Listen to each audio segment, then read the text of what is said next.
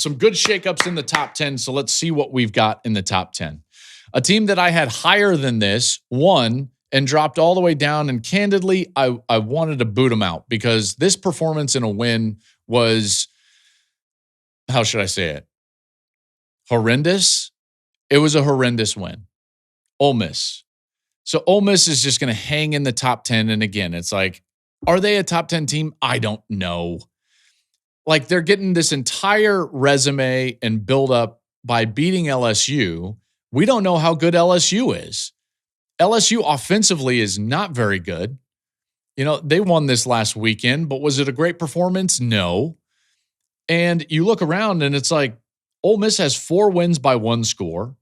That one against Washington. I mean, Washington State, guys, they barely beat Washington State at home. Like, can we please stop this narrative of like, oh, in that conference going into those buildings? It's like, stop. Washington State is a team that lost by 49 to North Texas, who just got beat by South Florida last weekend. They lost by, 35 to Washington, which is a good football team. You see what Ohio State did to the Huskies in Husky Stadium. They've been propped up by LSU, who was propped up by Clemson, who we now know is not a very good football team. Notre Dame killed that Arkansas team. Killed them. You know, so like, Ole Miss is going to hang on the top 10. I wanted to boot them out. Okay, I'll go quicker now. I just had to get that off my chest. So when you see that Ole Miss at 10, you know why. At 9, it's Notre Dame. I know it's controversial with the 2 losses, but they would beat these teams that are surrounding them. They would beat Ole Miss. Their 2 losses are impressive. There's no doubt. They're to really good teams. When I look at A&M, really good football team, that was down to the wire. Miami, really good football team, that was down to the wire. So Notre Dame stays in the top 10. They're number 9. At number 8, I've got Georgia. They're just so battle-tested. They don't flinch. That game was wild against Auburn. The last 3 seasons, check this out. This is stunning. Stunning right now. And use this, by the way, you go to work, use this with all your coworkers. In the last 3 seasons in the SEC conference, in games in which someone falls behind by 2 scores, so a 2-possession game, Georgia is 5-3. What is the rest of the conference? They've won 13% of those games. So the rest of the conference, 13%. Georgia, 5-3. Stunning that they're able to come back from these deficits. They're down 10-0. They get that controversial call with the fumble at the goal line. And then from that point on, they just suffocate Auburn and they just choke them out. And then they win the football game. They're not perfect. Are they going to get beat again? Probably. But man, like, it's just so difficult to actually kill that team in any game. It doesn't matter how much you're up. Ask Tennessee, ask Auburn. You know, like, ask Alabama. That Georgia had chances to win that game, but didn't. And real quick, before we move on in the top 10, just a quick tangent here. A lot of talk about the officiating. Auburn obviously feels like they've gotten screwed a couple of times now during the course of the season. Once at Oklahoma with that controversial play, and then in this game with this review of the fumble and, was it a touchdown? Was it a fumble? Did the whistle blow? Should Georgia have gotten a touchdown out of that? It was wild and it was a mess. Here's just something, rather than specifically commenting on those calls in the Georgia-Auburn game, I would just tell you this. College football review, the replay in college football is totally broken. And they're over officious, if that's a word. We should absolutely change the system so that replay doesn't feel like they can get involved all the time. There are so many stoppages in all of these games across the country that are useless. I can't tell you how many times you're either watching a game or I'm calling a game, and the first replay that television gives is the definitive look that the call on the field was correct, and they still stopped the game because it was close. Like, replay should be there to correct an egregious call. All right, now we can get involved. And oh, by the way, we're paying these coaches millions of dollars. Make them challenge the calls. Why can't we just run this like the NFL?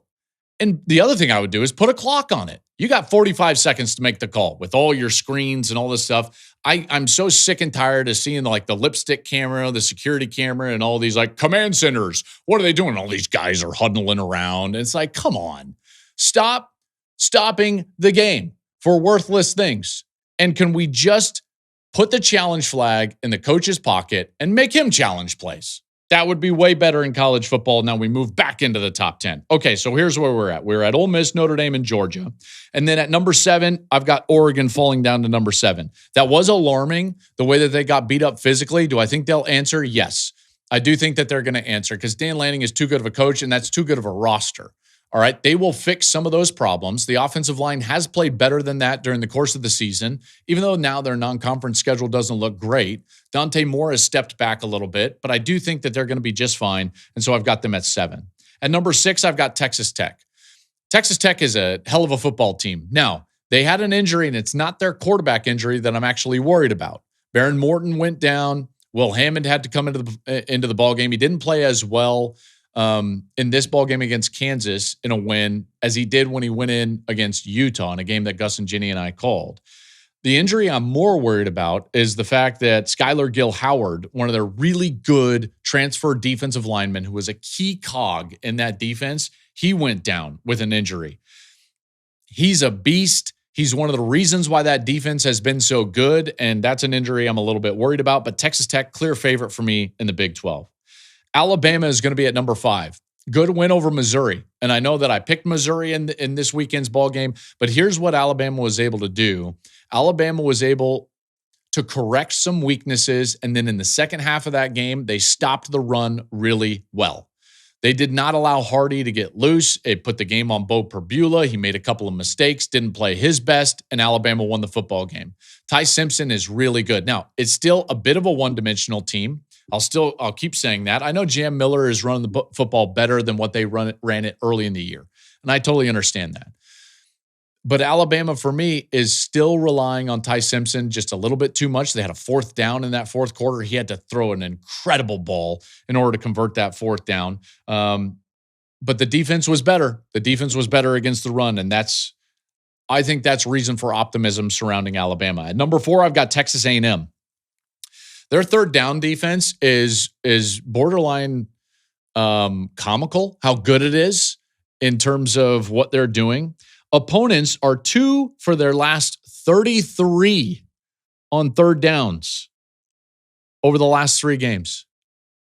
That is wild. By the way, A&M can run the football.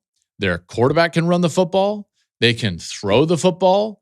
And obviously that defense looks great. And they're getting off the field on 3rd down. That is going to be a difficult team to beat. That game was not all that close, even though it was tied at one point in the 3rd quarter. Really like A&M right now. At number 3, I'm going to go with Miami. And I know Miami fans think that I've got something against Miami. I really don't. But at this point, here's how it plays out.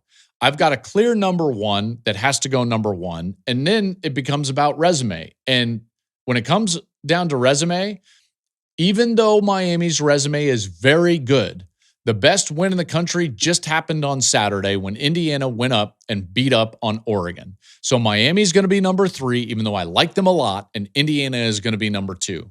That again, and I'll say it again, from the mountaintops, Curt Cignetti has a national championship caliber team at Indiana. They just are. I don't care what the logo says. If another logo would have done that at Oregon, we would be running parades up and down these podcast lands. And I'm going to give them their due. That was the best win so far in the country.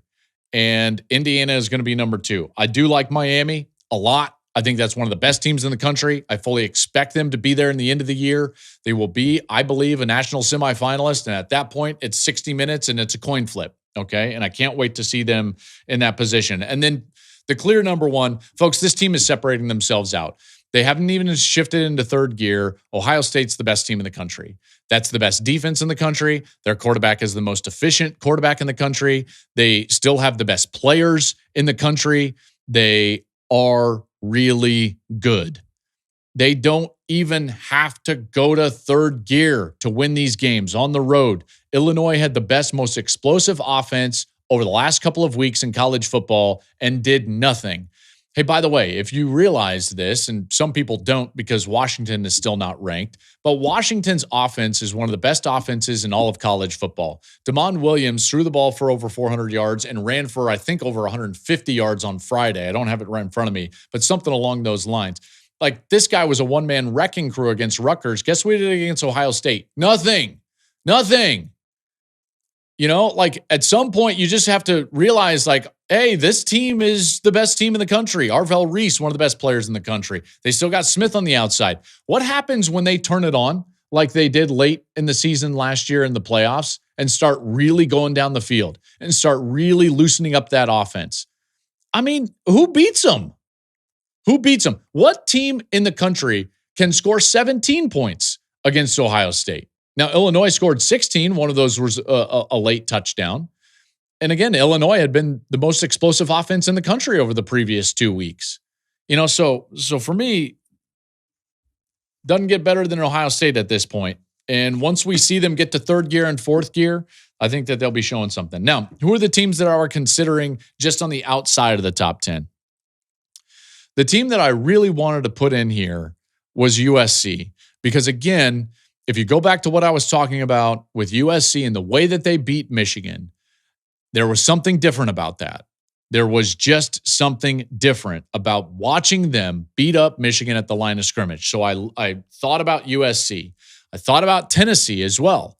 And candidly, when you're in a 3-point game with Arkansas at home, I'm like, really? An Arkansas team that got absolutely drilled by Notre Dame, so I couldn't put them in the top 10.